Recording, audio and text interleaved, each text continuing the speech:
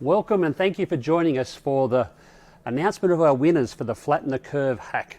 I'm Andrew Johnson, CEO of ACS, and tonight joined by Steve Nuri, Head of AI and Data Science at ACS, and who's been the lead in making this hackathon come together. Steve, welcome. Thank you, Andrew, and thank you everyone to be part of this amazing platform. Now, before we get into making our announcements around winners, so we have 5 challenge areas. First prize in each area gets 5K, that's Australian dollars. Second place 3K and third place 2K. I understand there's a bit of a house party going on tonight. Do you want to just share with our listeners what that's all about? Yes, for sure. I'm really excited to say we managed to have a Zoom party. So if you're in Slack, please check the announcements. It will be probably the last announcements on Slack, and everybody will join Zoom, watch the live stream on YouTube, and also at the same time they will be joined together and sharing their comments and having fun. Now, Thursday night seems like a lifetime ago already, but just take us back. What happened on Friday morning? It was one of the most exciting 48 hours of my life. I can tell you that in these 48 hours we had around 2,700 people involved in a very, very amazing, intense hackathon to find some solutions for our 5 categories. The first thing, our lead mentors got together to make sure they know how to help the teams, and we managed to have mentors in different teams and assigned 10 mentors to each lead mentor. And then we helped forming the teams. So we had a lot of people from different time zones, from different backgrounds. Many of them didn't know each other. And it's always difficult when you don't know each other and you're online, virtually meeting each other, get together very quickly and make a team. So we try to liaise that and help them to, as quickly as possible, get to solutions. So Friday morning, everybody just started hacking. As soon as they got the team, they tried to find some solutions around using IT, data science, and even we had some 3D printing solutions. And then we had time frames around the milestones. So we had 3 milestones. We were making sure that people are on track. They're all doing an amazing job. And it was very hectic through the Friday. And I understand you kept count of how many communications occurred in the Slack channel. What did that look like? I can say I'm very proud of the engagement. So these 2,000 people made more than 30,000 messages. And that is amazing. That shows that how great community we had during these 48 hours. They had very, very close relations. They made sure they have a close contact on the Slack. And apart from Slack, we had a lot of Zoom calls. So probably more than 50 Zoom calls with participants, mentors, and lead mentors. Now, do you have a message for our mentors? How many mentors were they? More than 300 mentors. I can just, from bottom of my heart, thank you very much to be part of this amazing initiative. I can tell you that I was amazed with the amount of work and the amount of dedication that you had, because it's a volunteer work. And most of them were working more than like 10 hours during the day. And even I noticed some of them are even awake during the nighttime, probably in different time zones. But really, really, I need to thank you. I appreciate your help. And so just remind us, after 48 hours, when the teams had finished, how did they upload their submissions? What did that look like? So it was very easy. We used the Google Forms, and they just needed to upload their YouTube video and send us the link. And if they have any further documents or GitHub account, they should have provided their optional links in the Google Forms. So it was very smoothly and very easy to manage. Thank you. And then this morning, I just wanted to thank our 4 judges: Steve Baxter from 1013 Investments, Tomo Ishikawa, Managing Director of Fujitsu Australia Software Technology, Prarana Mehta, Chief of Ecosystem Development at Oz Cyber, and Professor Helgi Janik, Research Director at the Cybersecurity CRC. So the judges were locked away this morning, picking their top 3, and we're going to get into those right now. The real benefit of this hackathon is that it's raw. It's 48 hours is not a lot of time. Yes, you put some code up on GitHub. Yes, you make a submission on YouTube. We're going to see those submissions now, starting with our 3rd place getter. Our first challenge area was in education. Could I get our 3rd prize winner to play on screen now, please? I'm sick of being inside. It's so boring. And we don't even have a dog to walk. Tell me about it. We can't even take the bin out. We live in an apartment. How about we go outside? Yay! 3, 2, 1.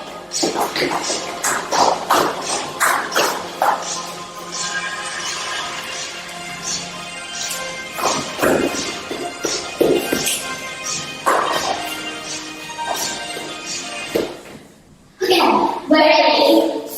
Wrong goggles. An excursion! Yay! We may not be able to go to the real place, but this should do. Hello Year 7 and welcome to the Royal National Park in Sydney, Australia. Here you can see a native tree. Traditionally this was used to make spears.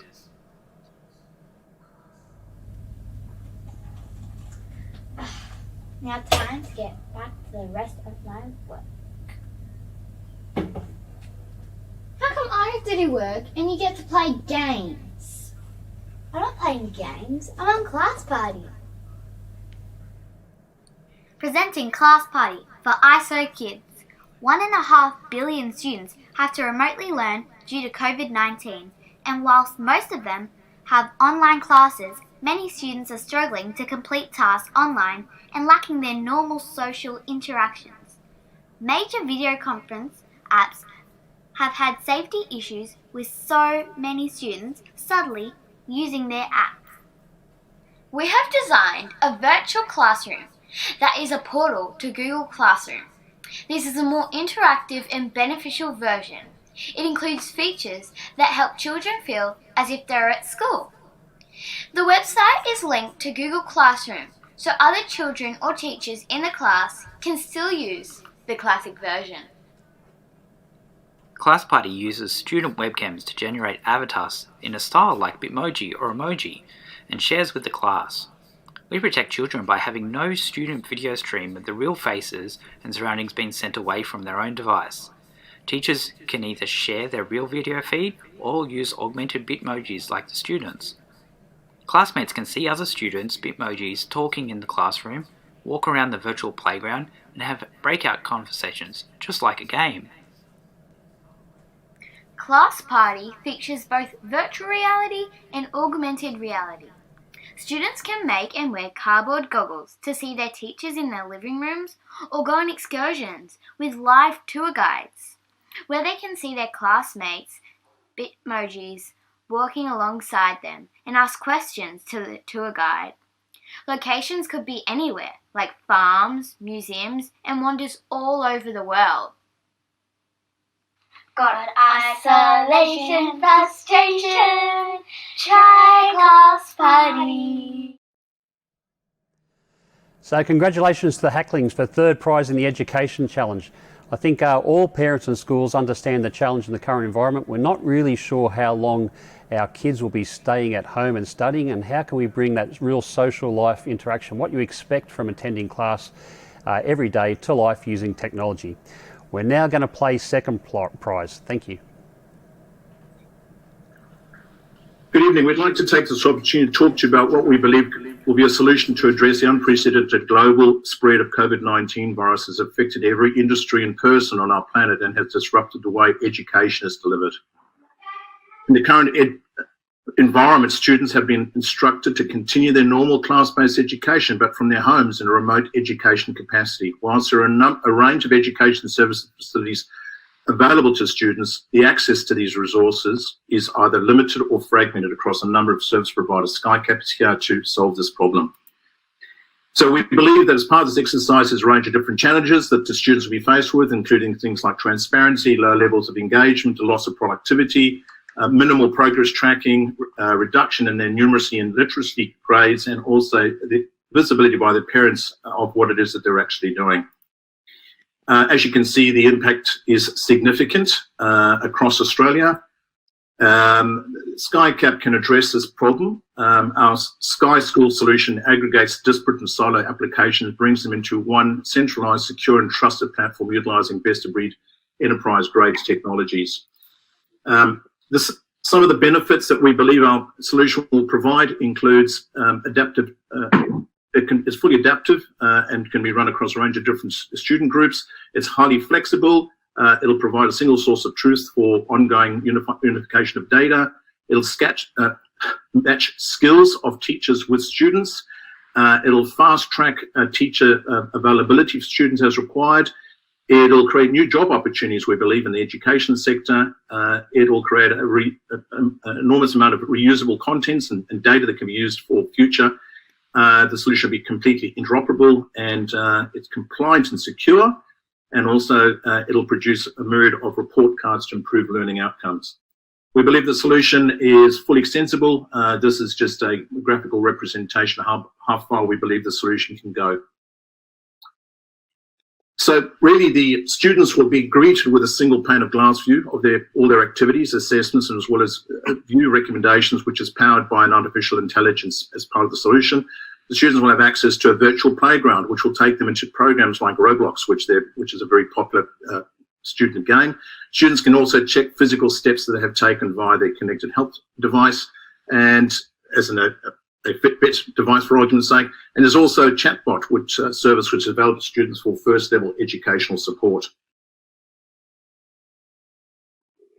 The platform will provide students with access to online assistance as required. And as I mentioned before, chatbot will provide the student with learning responses based upon its previous interactions with other students, including web links and answers and solutions to their obstacles, which may also need to be escalated to its teacher as required. The platform will be designed to ensure students get the same attention remotely as they are used to locally in their class. The teachers portal will include a comprehensive range of real-time dashboards, again, based upon artificial intelligence recommendations to ensure that teachers can identify at-risk students and create a course of action for the teachers, parents and students accordingly. And this core SkyCap team comprises of sales, marketing, operations, development, and a range of people can actually provide a complete, comprehensive solution for you. So congratulations to Sky School, another next generation education platform. Well done, $3,000 coming your way. Steve, now for our winner in the Education Challenge. It's my pleasure to announce the winner of the Education Challenge, Idea 11. They have used machine learning to identify fake news and the source of the fake news.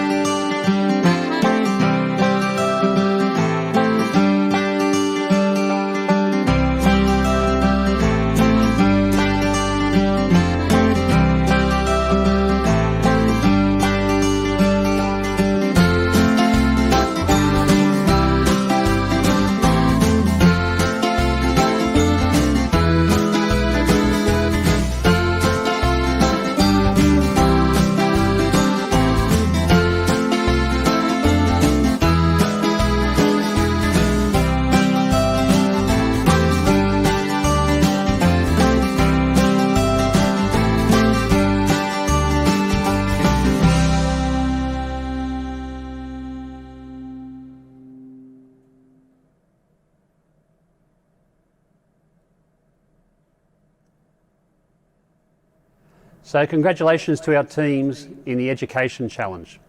We're now going to move straight into helping health systems. And the third place prize getter has been the Healthcare Hack team, who have developed a rapid way to detect deterioration of COVID-19 patients, particularly in remote hospital settings. If we could play their prototype now, thank you. Hi, I'm Jacob from Healthcare Hack Team, and our product is Cosign. In our research and interviews with healthcare professionals, we have discovered that COVID-19 patients often go from a relatively stable condition to declining rapidly. While major hospitals are well staffed to handle problems like this, it is a bigger problem for hospitals in remote Australia and Pacific Islands. Even in ED, in major hospitals, vital signs are only measured once an hour on average for stable patients. But what if we could predict this rapid decline and intervene early? That brings us to our problem statement.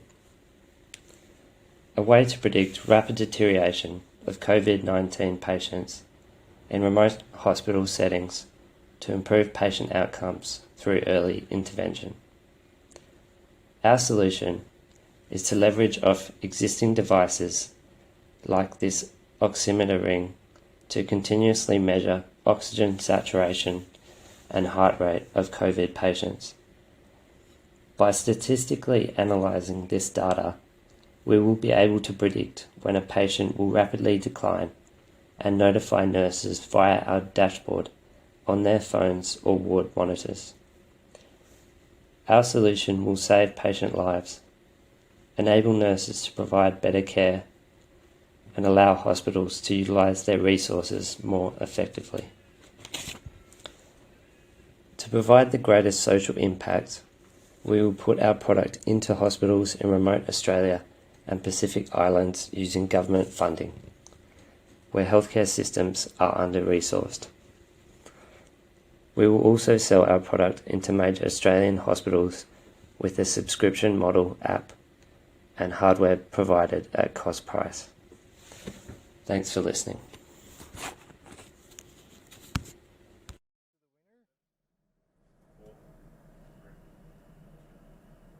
Congratulations to the winner. Our second winner is Team Fast. They made digital fences to control and restrict access to unauthorized areas for patients and hospital staff. Let's look at their prototype. Thank you, everyone.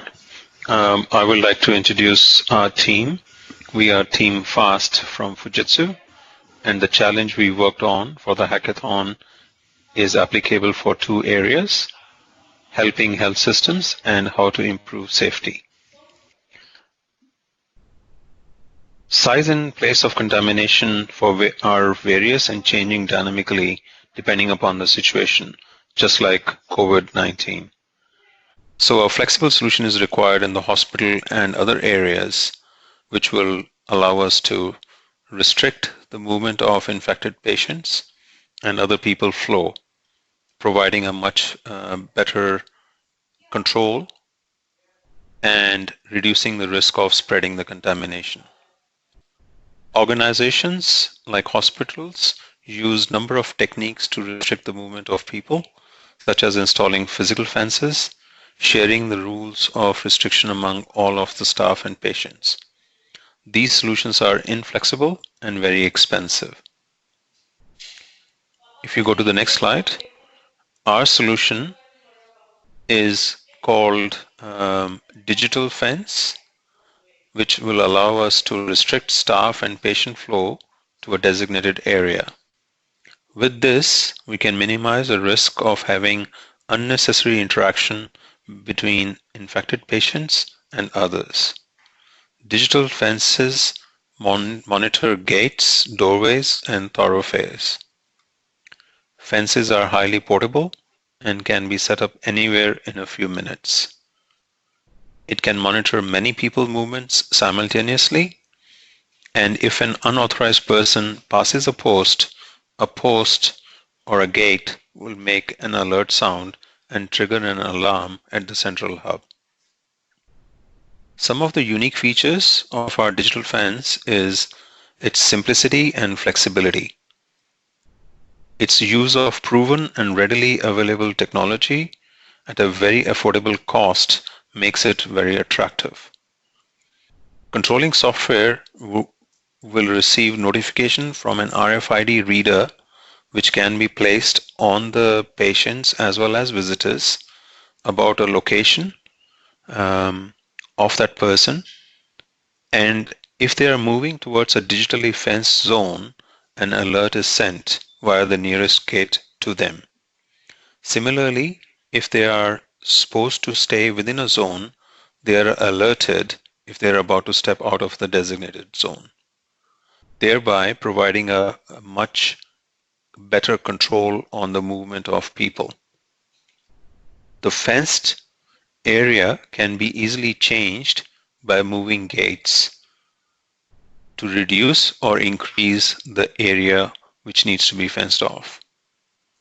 The benefit of digital fences, this solution can not only be applied in hospital, but can be customized for hotels, education centers, and conferences as well. Thank you. So congratulations to Team Fast, $3,000 coming your way. Now for our winner in the section of assisting health systems.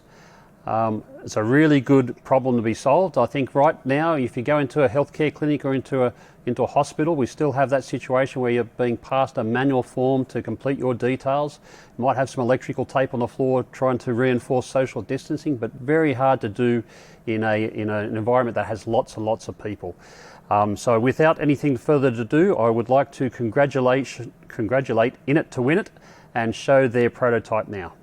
In Australia, one of the ways they're trying to contain this is by using a self-declaration form, which I think is bringing a lot of problems, also advantages. The problems are the risk of contact. When you do forms, you will be touching paper and pen, and then likewise, staffs are also at risk because they touch the paper and pen. Also, waiting times can lead to frustration and angry patients who can attack staff. And no records of patient visits. We have no records by using paper or pen. You have no records that the patient has visited these certain places, which leaves you with a question mark. And longer queues means that you will end up breaking the self-distancing rule that is imposed by the government. This solution is creating an app that lets the user do the self-declaration from the phone, saves time for the user and also for the staff members. Minimal contact means you have less reason to be good. You have very less chance of getting the virus. Patient visits can be logged in the application because every time you check in a place, that will show up as you are approved. So that means the next clinic it'll be far more easier for you to get in. This is the prototype that we have created. This is the main page. Once you click the self-start declaration form, it will take you to a place where you have the information of best practices on how to contain the virus. Then here is the sign-in page along with the password reset and the sign-up page where you can sign up as a new user. Then you have to accept your information and will direct to the system where you can select which clinic you want to go, and then if you wish to check in there, you check in there and you fill the form, which you will have to answer certain questions and declare that you are true, signing off with the date. Then you have to make sure the details are confirmed and you will be redirected to a pass which shows that you are checked in. Also, you are able to share the badge on Facebook, which will encourage others also to use the app and mark themselves as safe from the virus. Future future for this the application is that the councils can use this app to track down the locations with most to least COVID cases. And also this system can be used to fill forms of hospitals, which can save much more time. And online appointments and electronic prescriptions can be embedded in the services, which will minimize even further contact. This is my wonderful team that we've been working on this. Myself, Tariq, Catherine, Shivali, Kwekoli, Yang Gui, and our mentor, Dr. William Yi, and also my other mentor, Rushana. Congratulations, In It to Win It. Now I would like to announce the third prize winner for Protecting Vulnerable Populations Challenge. The third prize goes to Team Care Bubble. They made an app to help get the connection closer between caregivers and the patient's family. It's always challenging to understand and follow up the latest status, and they would like to make it more real time. Now let's have a look at their prototype. I want to work on this app because I have a grandma who has dementia. Before social distancing, our family visited her every day, but now we need a tool that will facilitate better communication with her caregivers. We're Team Care Bubble. I was keen to get involved in this app. As an overseas worker, it would help me keep in contact with those loved ones back home and ensure that they were getting the best care and attention possible. We're Team Care Bubble. Due to the quarantine, many people can't see their vulnerable loved ones at the moment. For me, my mum is 62 with early onset dementia, and we want to help improve the communication between families and their caregivers during this time to provide health and wellbeing updates. We're Team Care Bubble. We want to alleviate the stress people are feeling while socially distancing from their vulnerable loved ones by building a mobile app that will facilitate better communication with care workers. The app's core functionality is that it centralises all the communication that is currently occurring with care workers over different channels.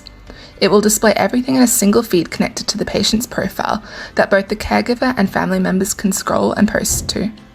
So everyone is able to stay updated on the patient's needs, conditions, mental health and activities. Care workers will be incentivised to use the app by the appreciation they receive from the family and potential to grow their reputation within the care industry. When considering Australia as the primary market, based on the modelling carried out by the Australian Bureau of Statistics, in 2017 there were around 15% of the population were 65 plus, and from these 35% were accessing aged care services. That's 7% in residential and 93% in home-based care. By 2056, it looks like there will be 22% of the population which is 65 plus, and this then takes our target market from 1.2 million as it was in 2017 to 2.8 million by then. We estimate that an MVP product can be developed and launched within 3 months, with core features like authenticating users by type, either caseworker or family, a patient profile, the patient updates feed, plus mood and weight checkers. In Phase 2, we'll start enhancing those features and doubling down on data. The second iteration of the patient profile will list conditions, medications, and offer surveys to collect biographical info so that we can understand trends across time. We'll present data analytics visually in a dashboard section of the app. The feed will be specced out with filtering and search options, and we'll add a feature for auto-generating regular reports for patients. Our mood and weight checker tools will now be triggered by geofences, and users will receive location-based alerts. Plus, we'll begin integrating with third parties like health providers and medical organisations. By Phase 3, at the 6-month mark, we'll be ready to explore innovative possibilities like Internet of Things and big data. With mass amounts of non-personally identifiable data we aggregate into a data lake, we'll be able to predict things to improve the healthcare in the future. We're excited about the business intelligence possibilities and building dashboards that provide critical insights. At this stage, we'll also open up the app to patients themselves so that they can communicate directly with their care workers and family via video chat, view their own medical info and schedules. As this platform will be working with sensitive health information, we want to ensure that the platform is designed in a secure, stable and resilient way from the ground up. We intend to design our platform based on cloud architecture frameworks and best practices, whilst ensuring compliance with any legal, data protection and retention policies. Our data would be stored in field-level encrypted databases, which are located within the same region as the patient. Any data transferred would be end-to-end encrypted. We are also open to working with local health authorities so that any information processed through CareBubble could potentially be secured and stored within the health authority ecosystem.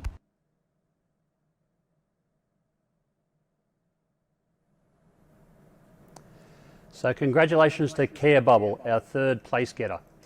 Moving into the second place, the use case here, we've seen the Victorian State Government offer to pay for accommodation for frontline healthcare workers, and we have a real need for the ability to self-isolate with homes these days, housing multiple generations, people working in health, maybe needing to find space in order to isolate from higher risk or more vulnerable populations. This next use case solves that problem. Congratulations to COVID Crashers.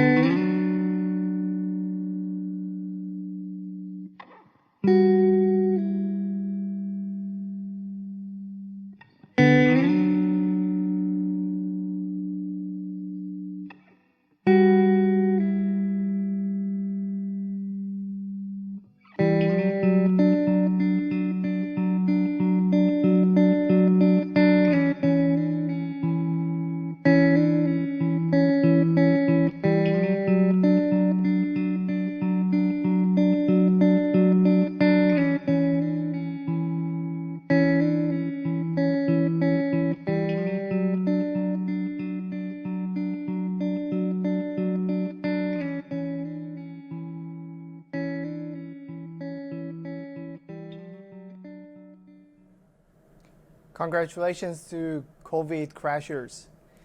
A lot of people ask me, we are not developers, should we join the hackathon, or the hackathon is only for IT people? And the answer is no. The tool is not important. As long as you're finding the solution for the challenge, that's the right way to do it. Our first winner of this category, they designed an advanced face shield. An advanced face shield that will be easily produced by 3D printers, and it's more compact and very, very easy to adjust for different people. Congratulations to UC Engineering Society. Let's look at their presentations. You've probably already seen these. They're 3D printed face shields, and they're being produced around the world to assist hospitals in the battle against critical PPE shortages. But they have a few substantial issues that we'll talk about soon. But this one here, you haven't seen before. It's a new design that we've created during the ACS Flatten the Curve Hackathon. We call it the Advanced Face Shield. It's inspired by existing designs and also addresses the issues present with those previous designs. The major changes we've made make Advanced Face Shield more inclusive and truly ready for mass production around the globe. So what makes it better? 1. It's really small. Because it's 5 separate components, it fits onto the smallest 3D printers, like those that are far more popular in developing countries. Existing face shield designs aren't compact enough and require larger 3D printers. The Advanced Face Shield opens up the production of 3D printed face shields to those that were once cut off. 2. It's far more comfortable. It's not a one-size-fits-all like existing designs. During assembly, you can adjust the size of the headband to fit yourself perfectly. We hope this feature will be appreciated by those that are required to wear them for long hours. 3. It's ready for mass production. Existing designs are incredibly inefficient for mass production due to their size and utilization of surface area. With Advanced Face Shield, you can fit far more face shields onto standard 3D printers and begin to utilize small 3D printers to aid in production.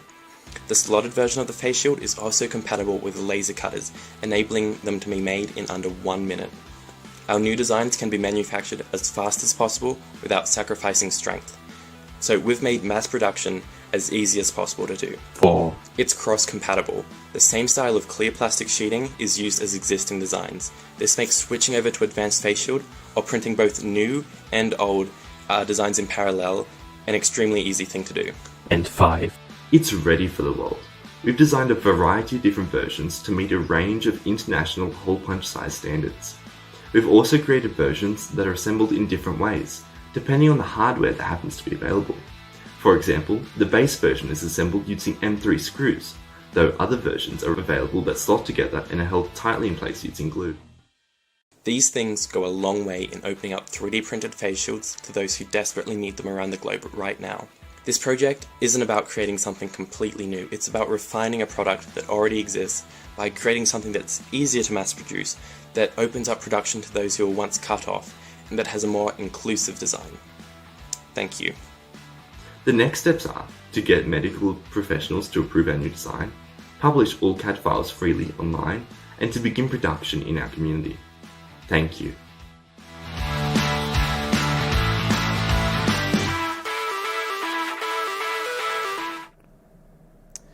Wow, that really was sensational. Congratulations. First prize to the University of Canberra Engineering Society and their 3D printer-made face shield.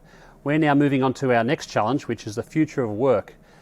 With so many organisations being strongly encouraged to work from home, we've taken what has been an office environment built for collaboration going online. And that brings with us some challenges. Our third prize winner in this particular category is LSNB, and they've created a way to automate and take our daily stand-up online.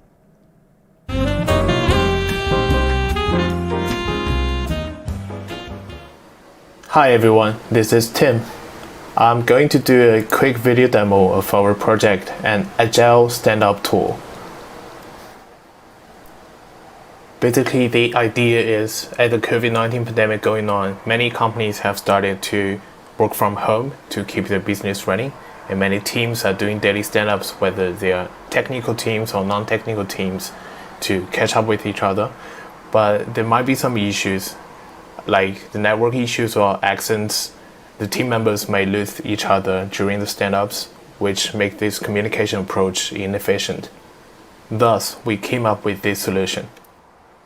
So the idea is we can have each member of the team to spend less than 1 minute every day to give an update by filling up this form. So you can type in reporter, can choose the date, and these questions should be customizable to adopt different workflows for different companies. So I'll just put some dummy answers here, and once you submit this form, you can view all the reports submitted from your team members on a weekly dashboard. So in conclusion, it's just a small tool which can be used out of the box. As many companies are already using some tools like Trello, Jira, or Monday, we're trying to work as a plugin or supplementary tool to their existing workflow. So if you are interested, just hit the live demo here and have a play around. And this is Tim from Team LSMB. Thanks for listening.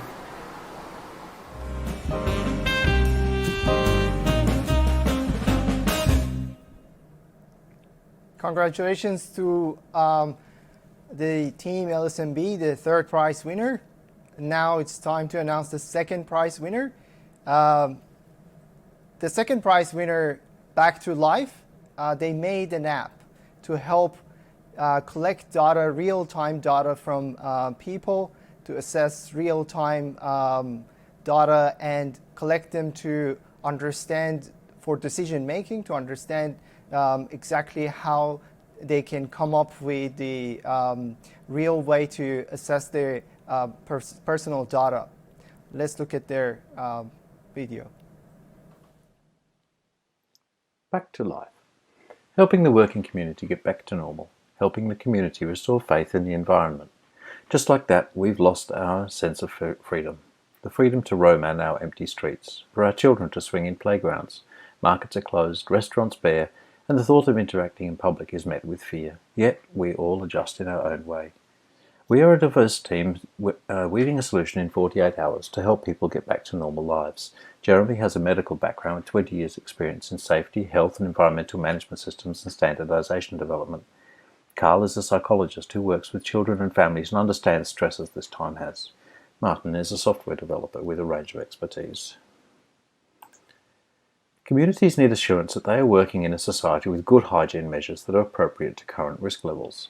How do we validate that locations in our environment are safe to go back to? Re-emerging cases, mutant strains and other more contagious pathogens could perpetuate lockdowns. Australia is a vast continent and the lockdown should not be on or off, but an active continuum based on risk levels presented in certain regions and situations. Our smartphone app enables individuals to contribute real-time data towards risk-based decision-making. Individuals are guided through a quick and easy-to-use assessment of their local environment. As the lockdown is lifted, users are invited to contribute to assessments at critical control points, if and when they're in those zones. The risk levels for a particular locale determines the parameters for observation. Observations that indicate standard practices are forwarded to the relevant agencies. Examples of critical control points are airports, major bus stations, shipping ports and major train stations. The public needs assurance that something is being done at these points to restore confidence and to remind ourselves to take precautions to control future outbreaks. Our app is designed to enable members of the public to provide their observations, to enable decision makers to communicate about efforts, and to help us assess our local environment. We want members of the public to contribute their own observations and integrate data from actual cases to help things return to normal. This data will need to be continually validated once the lockdown begins to be lifted. We can foresee a time where real-time data can be used to calculate changing risk levels. Geo-tracking can be used along with personal sensors to identify infection clusters. Information collected by the app is integrated with actual case data collected by government agencies. The data dashboard allows users to zoom into their own communities to gain a perspective on the risk levels around them.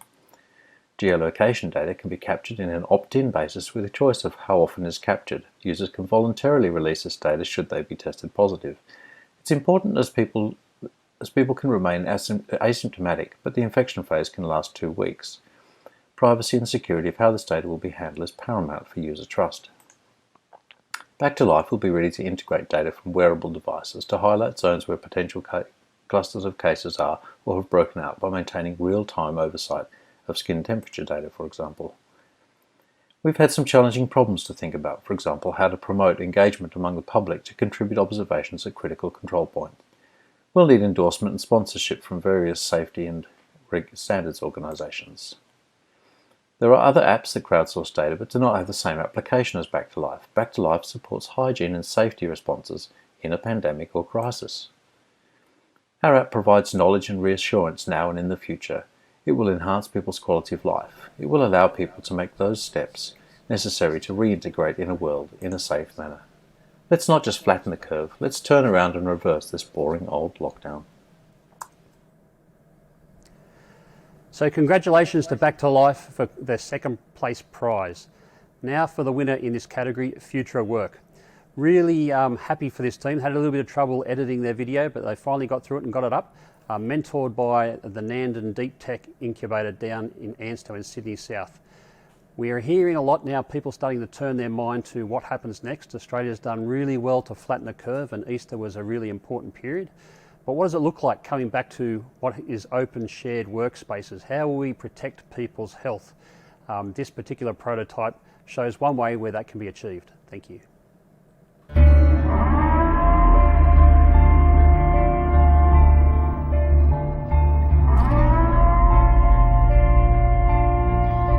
In a world where the rules of society have been destroyed, no one may leave the house and public spaces remain empty. Office spaces stand empty. Work productivity is killed by the endless screaming of small children. Anyway, the COVID-19 pandemic has changed our world forever. Now, more than ever, we are acutely aware of how important social distancing and proper hygiene is. As a frontline hospital scientist working in respiratory medicine, I'm reminded on a daily basis the importance of social distancing and proper hygiene. Now that our home isolation is over, it's time to get back to work, to school, university, our hobbies and interests. But how can we ensure our safety when shared places and hot desks have become the norm? The answer is U-Space.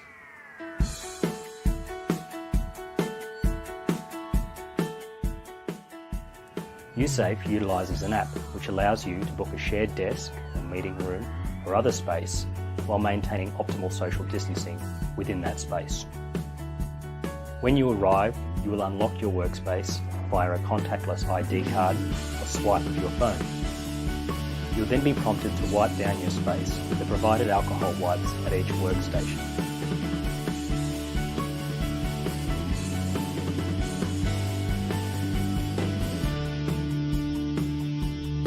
Smart contact and vibration sensors built into the desk will ensure that your space is adequately clean and safe for you to use. When you're finished, you'll be prompted to wipe down the space and leave it clean for the next person. Don't worry, if anyone tries to use the workspace without cleaning it or leaves the area unclean, we'll know. Congratulations to the winners. And now the next category. Mental health and wellness. So not everyone is impacted physically by coronavirus. All of us are kind of in isolation, probably will staying at home all the time and cannot go out, do any kind of outdoor exercise or activity. So at this situation, a lot of people are mentally impacted, and our next winner, the third prize winner, they made an app to help people to find hobbies that they like and can get connected to the like-minded people. And hopefully they can find some virtual online hobbies that will be fun and interesting. Project X is a third prize winner. Let's look at their video. The way we interact is changing. Part of who we are is how we engage other people outside of work, working on our passions, exploring, keeping up mentally and physically. In a pandemic like this, we're adapting.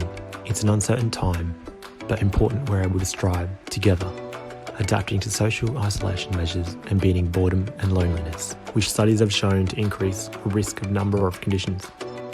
We're more connected than ever, with phones, tablets and computers, pulled in by movies, games and social media. With a Hobbyland platform, finding your new passion or learning from experts is just a click away. Bringing people together to share enjoyment, get involved and learn at their own pace. As a hobby seeker, we greet you with open arms, with a series of basic questions like age group, time available and where you are.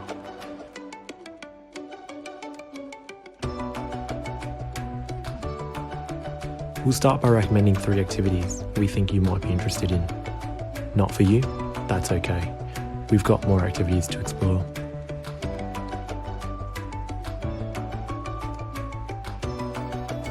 Found something intriguing?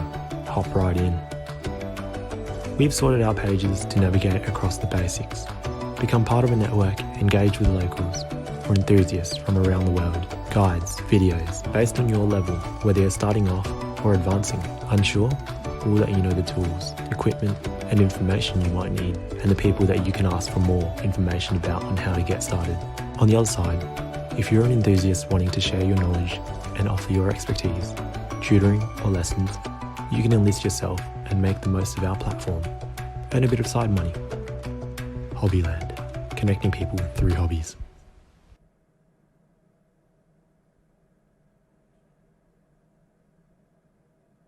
So congratulations to our 3rd place prize getter, Project X.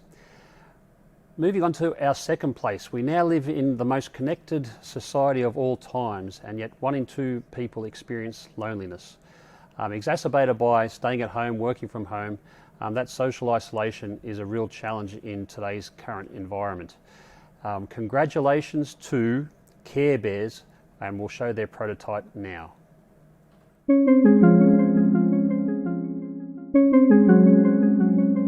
We are the most connected society in human history, but we are also the loneliest. Loneliness afflicts 1 in 2 Australians at least once a week and is particularly common in the younger generations. To make matters worse, restrictions on work and social interactions necessitated by the COVID-19 pandemic have left many people experiencing high degrees of loneliness, especially those who live alone or far from those they love. Unfortunately, the lack of social connection can be dangerous. Loneliness is associated with depression, anxiety, and frighteningly, an increased risk of early death. At its core, loneliness is a craving for meaningful human connection. This type of connection is not always available when we need it, despite our heavily connected world. We might be limited by differing schedules or time zones, and social media these days is more about popularity and entertainment than authentic human connection. What if we could build a community for authentic connection? Our solution, Sanctum, is a community hub for lonely people to interact anonymously with other people on demand in non-threatening and non-intrusive ways. Sanctum builds communities and makes meaningful connection easy. In just a few taps, you can chat with a real person almost immediately. With hundreds of welcoming communities to join and a smart community suggestion algorithm, we take all the uncertainty and fear out of finding your tribe. To help you get started, Sanctum prompts you to express yourself. You can choose how you want to do that, but drawing is always fun. When you've finished your self-expression masterpiece, Sanctum sends it into the digital ether. Using AI, it finds the most appropriate recipient for your message and matches you to one or more Sanctum communities based on your self-expression and personal details. When other users receive your message, they are prompted to respond with a mood-boosting comment and to react to your message. They receive a new badge as a reward for responding, and you are able to further interact with them and other users in your communities.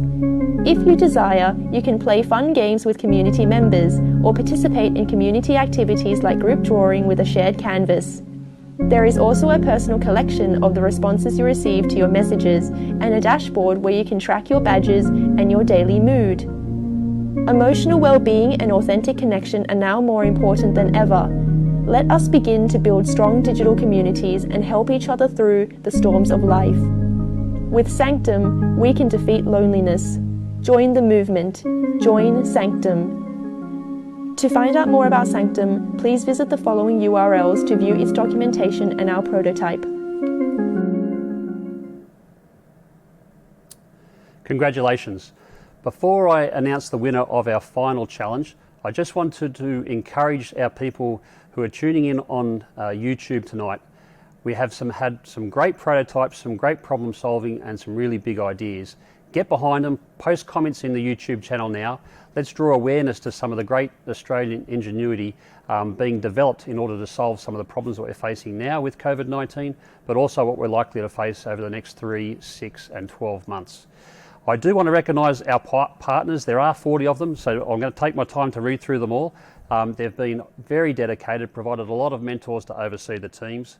Thank you to the Cybersecurity CRC, AusCyber, ANSTO and Nandon's Incubator, Engineers Australia, Slack and IBM, AMD, GHD Digital, Synergy and Standards Australia, Diversis, NEC, KJR, Isobar, Capgemini, who had some great teams involved, Design Factory in Melbourne, Coder Academy, Edith Cowan University, Hydro Tasmania, SA Power Networks, Fujitsu, Charles Darwin University, UTS, CanStar, H2O AI, Servian, Protivity, UniSuper, Melbourne Water, Bupa, CyberCX, Pendula, Microfocus, and then the ACS stable of Bay City Labs, River City Labs and Harbour City Labs, Startup Catalyst, ADMA, IARPA, DGA and Digital Technology Collective.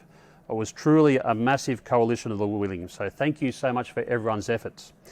Now to announce our final winner in the Wellness and Mental Health Challenge. How do we ensure that people stay home in an environment where there's in effect a lockdown? To increase social distancing, spend more time at home, you can go a little bit stir crazy. Our winner in the Wellness and Mental Health Challenge is VIP Party. We are Team VIP Party. VIP Party's concept was born out of the news reports stating stay-at-home mandates were causing boredom, loneliness, and even depression. Can tech be used as a tool to help overcome these side effects? We started by outlining the problem with a how might we stay. The best way to overcome loneliness and depression issues is by not staying home and isolating, but that isn't an option. So we looked at encouraging people to stay at home while rewarding them for doing so and reducing loneliness. VIP Party will be one tool people can turn to reduce the effects of the mandate. It will afford anyone a chance to join a small group in a video chat with a VIP they choose. There are 4 key steps after a profile has been created. First, you look at the leaderboard to find VIPs you would like to join in a party. Then you view the parties that VIP has scheduled and register. Once registered, you wait for the notification to find out if you've been invited. And finally, if you have been invited, you're given a 4-hour window to wait for a notification stating when the party starts. All of these steps have to be performed while at home. Any member can be a host or a guest. To host, just schedule a party, but the real power of the platform is driven by the desire to be selected to attend a VIP party. However, you can schedule a party with your family and simply turn off the hidden time the party starts. Guests are members who are invited to attend a VIP's party. Our platform will randomly pick 8 registered members and send them their invites. Observers are picked by the invited guest. They are members who are friends of the guest, and there can be up to 20 of them. A few of the unique features about VIP Party which help keep people home and reduce loneliness include pre-scheduling parties that only give a window of time when they start, requiring users to be at home to use the app, creating agendas users are interested in participating in, and the simple fact you may get to chat with a VIP. During the sign-up process, users are asked to select a few interests to better align hosts and guests. While creating your profile, you are given the opportunity to schedule a party. Once your profile is completed, you can see which VIPs are most popular or sort by the type of VIP. When you find one you like, click it. The VIP's profile opens with a list of scheduled parties. Register for the party that works for you. There are 2 types of notifications. First, to announce if you've been invited to a party. The other is to guests who are invited to let them know when the party is starting. In neither instance are members told when those announcements will come. They're only given a 4-hour window, and they have to be home to receive them. After clicking on the party is starting notification, the VIP party opens and you can join the party. Once guests arrive, they will see the VIP's video is large in the middle of the screen. 2-way audio is included for everyone. As previously mentioned, guests can invite up to 20 friends as observers. Interaction with observers is through chat only, while the VIP party audio and video remains on the screen. Their screen remains the same, split between what the guest sees and an area to chat. All 8 guests can be seen at the same time, and an individual guest can be brought up to be the primary video. The ability to remove guests who are not at home and isolating exists. A VIP can extend the view to even more fans. Just click on a guest to see who's invited. This example demonstrates that not everyone will receive an invite to every VIP they're interested in. It just can't happen. But given the sheer number of VIPs globally and the fact that they're all meant to be at home, there should be a lot of opportunities. Here is our great team of very talented individuals who made this concept happen.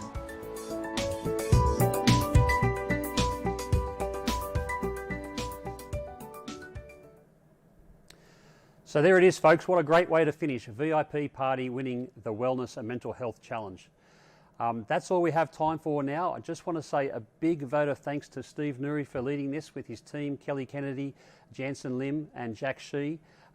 Thank you to all the participants, 2,700, some mentoring, over 300 mentors in total, our 40 corporate partners to bring this to life. It really has been inspiring seeing people put aside 48 hours to go as fast as they possibly could to get prototypes, actionable prototypes, up and loaded on our website, and there's lots of great ideas there that can be fostered moving forward.